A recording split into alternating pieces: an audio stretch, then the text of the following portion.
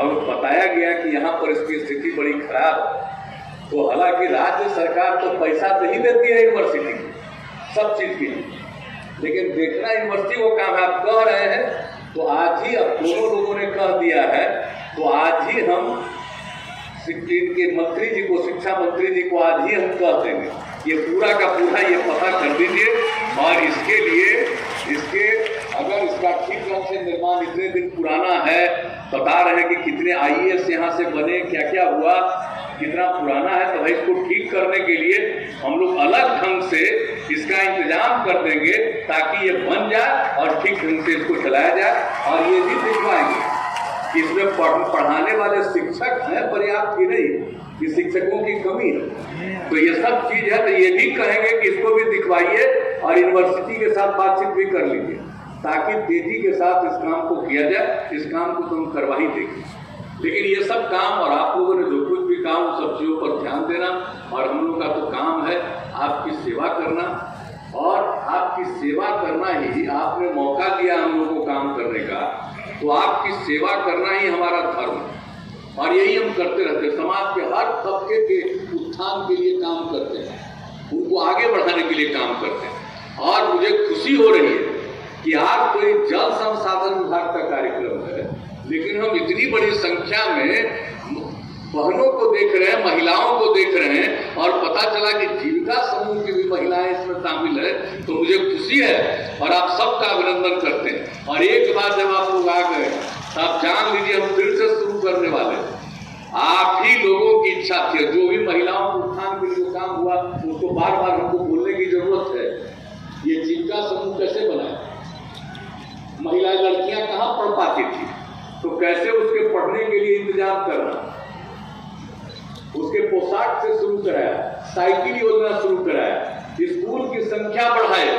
एक एक चीज आपको तय कर दिया है कि हर लड़की को कम से कम इंटर तक पढ़ा दें, ताकि हर एक पंचायत में, ग्राम पंचायत में इंटर तक की पढ़ाई का इंतजाम, उसके लिए सारा काम हो रहा। तो इस सब काम को करते हुए अब लड़कियां का कितना कम पढ़ती हैं। अब क्या स्थिति हो गई, जब लड़की के लिए साइकिल योजना शुरू किए तो कितनी लड़कियां प्रसन्न हुई, और में तंग करेगा, तो हमने कहा कि लड़की को कोई तंग करेगा, कोई तंग नहीं करेगा। हर परिवार की लड़की को दे रहे हैं जो स्कूल में पढ़ने जा रही है, उसको साइकिल, सब अपने परिवार की लड़कियों को अब आगे पढ़ाएगा। तो उसके बाद वो लड़कियों को कितनी खुशी हुई, और उस बाद लड़कों ने भी डिमांड करना शुरू किया, तो 2-3 साल के बाद हम लड़कों के लिए भी शुरू कर दिए। लेकिन आप समझ लीजिए अब लड़कियों की पढ़ाई कितनी बढ़ गई। अब जान लीजिए कि लड़का और लड़की, पिछले मैट्रिक की परीक्षा में लड़की की संख्या लड़का से थोड़ा ज्यादा हो गई। अब इतना ज्यादा विकास हो रहा। और जो बिहार का प्रजनन दर वो जो कितना बढ़ा हुआ था, कोई ध्यान देता था? अगर पति पत्नी में पत्नी पढ़ी लिखी रहेगी तभी जाकर के इस आबादी पर नियंत्रण होगा। और वही करते करते हम लोग काम कर रहे हैं। जब हम लोग को मौका मिला काम करने का, तो एक परिवार में पति पत्नी में एवरेज रेट क्या था प्रजनन दर? 4.3। आप लड़कियों को पढ़ाते रहे और देख लीजिए कि आज नतीजा कहां पहुंचा है। अब प्रजनन दर 3 पर आ गया है, और इसी तरह से आगे होगा तो प्रजनन दर 2 पर आएगा, तो पूरी की पूरी आबादी भी नियंत्रित होगी। इसलिए हम लोगों का तो सब तो काम है, लेकिन यही नहीं ना किए। और लोग महिलाओं का कहां कितना इस्तेमाल करते थे, बहुत कम इस्तेमाल करते थे। घरे में बंद रहती थी, कुछ लोग खेत वेत में भरे जाते थे, लेकिन कहीं कोई काम नहीं। और इसलिए महिलाओं को आगे बढ़ाने के लिए जो हम लोगों ने काम करना शुरू किया, और यही जो जीविका समूह बनाया, स्वयं सहायता समूह कितना कम था, लेकिन हमने उसके बाद जीविका समूह शुरू किया।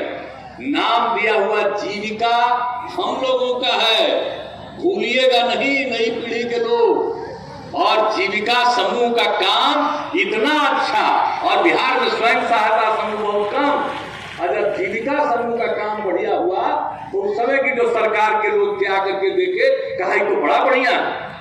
तब फिर दिल्ली में पूरे जगह नामकरण किया आजीविका समूह, बिहार की जीविका के नाम पर। इस बात को भूलिएगा मत कभी। नहीं तो पता चलेगा कि हम तो काम करते रहते हैं। तो जो बात किया हुआ है शुरुआती दौर का सब भूल जाएंगे, भुला जाइएगा कि जीविका कैसे बना। चाहता हूं मिथिला पे 15 साल में बड़ी कृपा रही मुख्यमंत्री जी की। कल तो मैंने कहा कि 15 साल में मुख्यमंत्री जी के द्वारा जो मिथिला में काम किया गया उसका तो जरूर एक डाटा मैं निकलवाऊंगा कि 15 साल में क्या क्या काम पहले क्या था मिथिला में और इस 15 साल में मिथिला में क्या क्या मुख्यमंत्री जी के कार्यकाल में हुआ। इसी 2020 में जब कोरोना का काल था, सब जगह बैन था, निकलने की संभावना नहीं थी और थोड़ा रिलैक्सेशन सरकार का हुआ। इसी जयनगर में नेपाल बॉर्डर पर समस्या हो रही थी, बाढ़ के समय काम करने में जल संसाधन विभाग को मुख्यमंत्री जी को जानकारी मिली, बोले स्पॉट पर चलेंगे और पटना से बाय रोड, जबकि कोरोना का प्रकोप उस समय तो पता भी नहीं चलता था कि कोरोना में क्या होगा। और पटना से बाय रोड जयनगर आए। जयनगर में इसी पियर जो बना हुआ 1970 ईस्वी का जा करके देखे। आप सबको पता है कि हमारे माननीय मुख्यमंत्री जी इंजीनियर भी है। जब सारा चीज वहां जाकर के देखे तो देखे कि इसका तो बहुत समय हो गया, अब तो इस पे संभावना नहीं है, जर्जर स्थिति में है। उसी स्पॉट पर जल संसाधन विभाग को कहा कि नहीं, आप लोग तुरंत इस पर काम कीजिए, हम ही लोग लेट हुए और इस पर बराज बनने का तैयारी कीजिए। कमला में बराज बनेगा। वो तो उस साइड भी जाकर के देखे थे, जो नेपाल के तरफ है, पूरा पैदल जाकर के देखे जो क्या स्थिति है और इस पर बराज बने। उसी दिन निर्णय कर दिया गया जब वो आए थे 24 जून को 2020 को जयनगर में, और उस पर हम लोगों ने कार्रवाई शुरू की। टेंडर फाइनल हो गया, इस पर काम शुरू हो जाएगा और 2023 जब मॉनसून का समय होगा, बाढ़ से पहले मधुबनी में जयनगर का ये बराज बन करके तैयार हो जाएगा। और आपको पता है कि बराज तो मधुबनी दरभंगा में हम लोग देखे नहीं, शायद अभी उतना आइडिया नहीं लगे। ये बराज तो एक तो बीरपुर में है, एक बराज वाल्मीकि नगर में है। हम लोगों के एरिया में आज तक कोई बराज नहीं बना। ये पहला बराज वाल्मीकि नगर में पहला बराज जयनगर में बन रहा है। तो ये काम मुख्यमंत्री जी ने तय किया। इसी तरह 2019 के बाढ़ में जब आए थे,